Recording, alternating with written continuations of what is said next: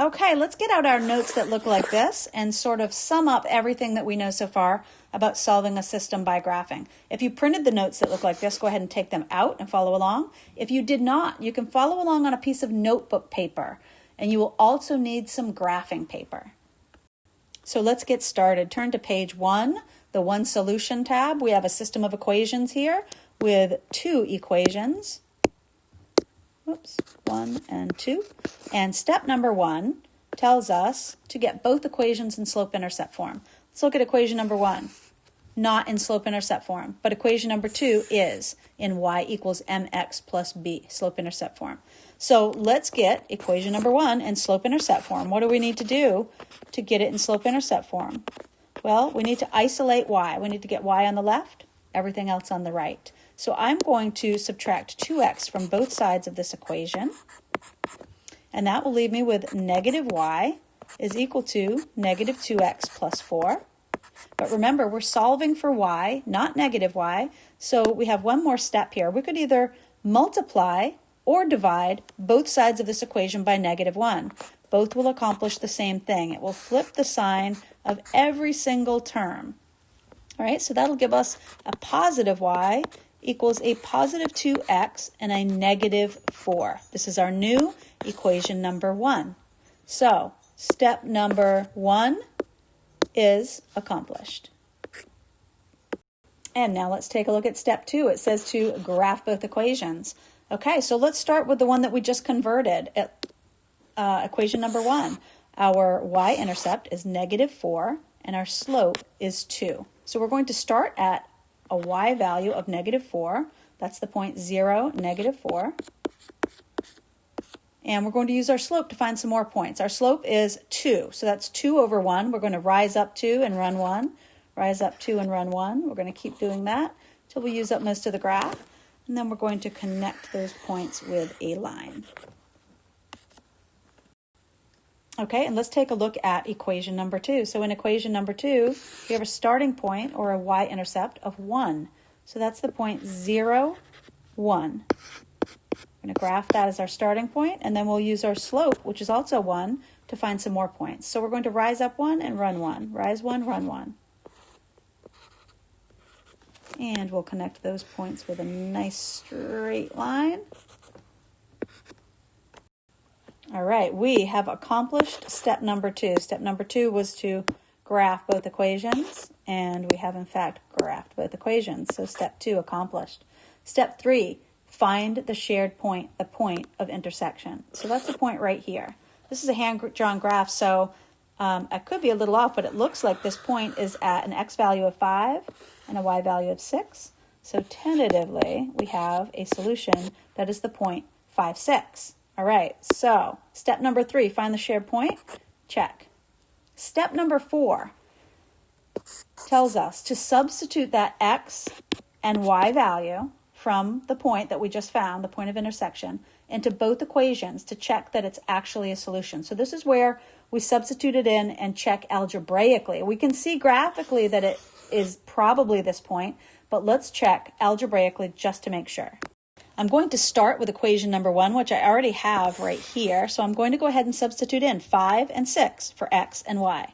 So y is 6, whoops, and x is equal to 5. And I'm going to see if it makes this equation true, if it's a solution to this equation. So that's 6 equals 10 minus 4, or 6 equals 6. And that is a true statement. So the point 5, 6 is a solution to the first equation. Let's see if it's a solution to equation number 2. Let's copy that down here and substitute in 5, 6. So we have 6 equals 5 plus 1, or 6 equals 6. And that too is a solution. So the point 5, 6 was a solution to equation number 1. Whoops, equation number 1, where we found it makes that equation true. And it also makes equation number 2 true. If it solves both of the equations in the system, then it solves the system. So this was an example of a system that has one solution, where the lines intersect. Let's take a look at another type of system. And judging by the tab, it looks like we're probably going to come up with no solution. Let's find out. So step 1, Same as step 1 before, we're going to get both equations in slope-intercept form. It looks like equation number 1 is already in y equals mx plus b, but equation number 2 is going to need some help. So let's help equation number 2. We need to subtract 2x from both sides. That'll leave us with 3y equals negative 2x plus 9. And then we're going to divide both sides by 3. So we'll have y is equal to negative 2/3 x plus 9 divided by 3, which is just 3. So that's our new equation number 2. And we have accomplished step number 1. Step number 2 says to graph both of the equations. Let's start with equation number 1. So our y-intercept is a positive 1. And our slope is negative 2/3. So we're going to rise negative 2 and run positive 3. Rise negative 2 and run positive 3. Or we could rise positive 2 and run negative 3. All right, and let's connect these with a line.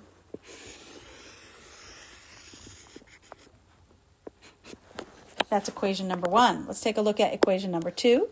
Our new equation number 2 in slope-intercept form is what we'll need for graphing.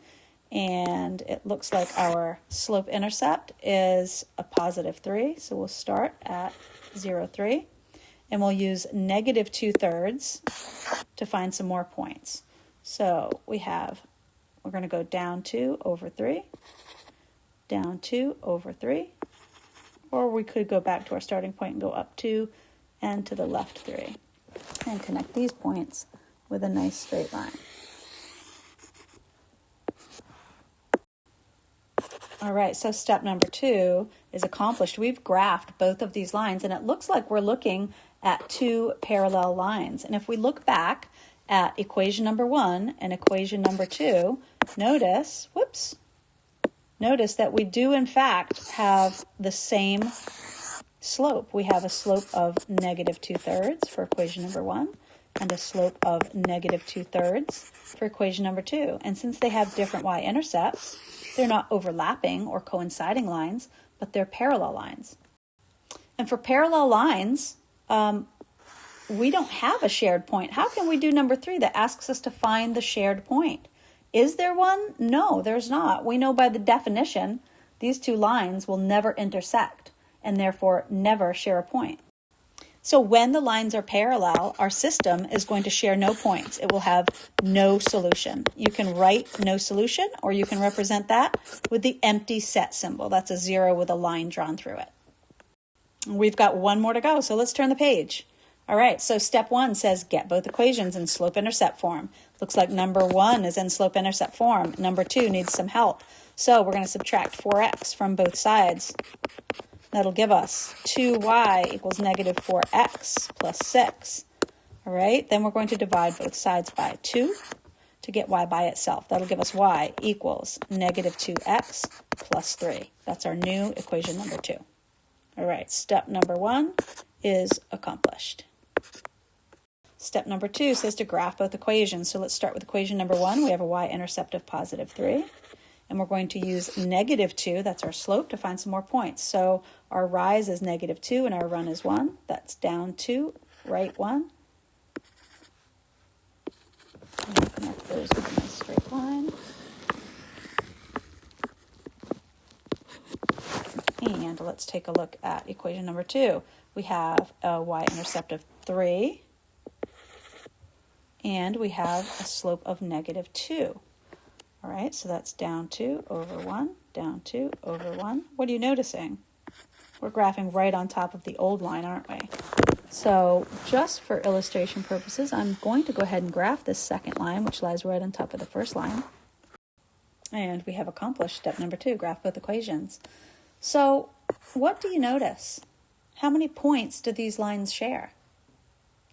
Well, you probably noticed that these lines are lying right on top of each other. So we noticed when we were graphing that they shared this point, and this point, and this point. But they also share all of these points in between the points that we've already graphed. And in fact, there's an infinite number of points that they share, because they're really the same line, a copy of the same line, right, lying right on top of each other. Now, some of you might have been paying really close attention and noticed right from the get-go that we were dealing with the same exact equation. Once we converted equation number 2 into slope-intercept form, we can see both of these equations are y equals negative 2x plus 3.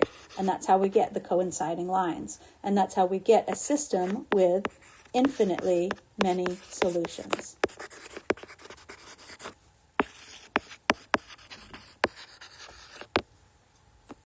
So those are the 3 basic types of solutions to systems of equations. Let's sum it all up on the next slide. So remember, the solution to a system of equations is the set of all points that are solutions to both of the equations in the system. If you graph a system and you have parallel lines, they will never meet. They will never share a point. So the system has no solution. How do we know they're parallel? We're looking for the same slope and different y-intercepts in the equations.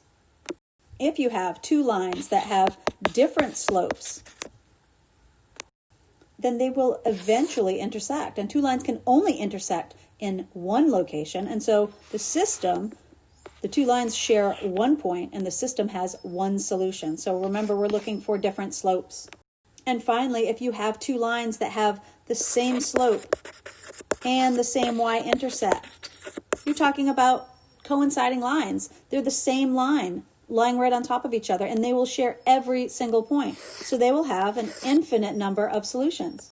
So now you have another tool in your tool belt. You know how to solve a system of equations by graphing. We're going to practice this a little bit more in the next class, and I will see you there.